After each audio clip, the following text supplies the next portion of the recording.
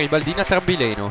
Per il Trambileno non sarà affatto facile, dato che i giallorossi arrivano da un sontuoso 6-1. Riusciranno gli ospiti a ribaltare il pronostico?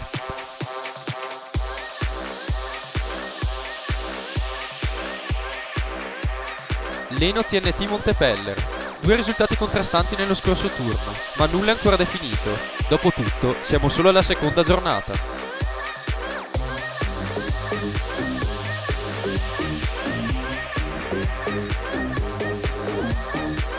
Marco Montebaldo. Un match molto sentito da entrambi, con gli ospiti che arrivano da un pareggio. Riuscirà il Marco a mantenere la testa della classifica a punteggio pieno?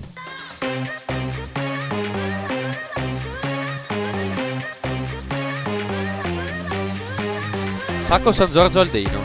Le due squadre hanno ottenuto entrambe un pareggio nella prima giornata. Chi riuscirà a ottenere la prima vittoria stagionale?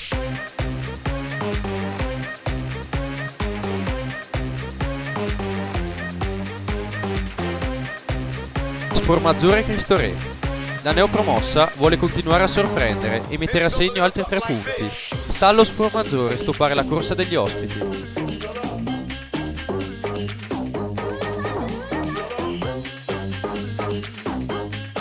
Valpeio Dolasiana.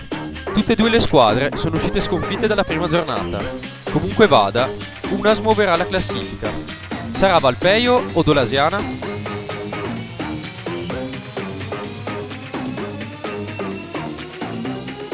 Volano Azzurra.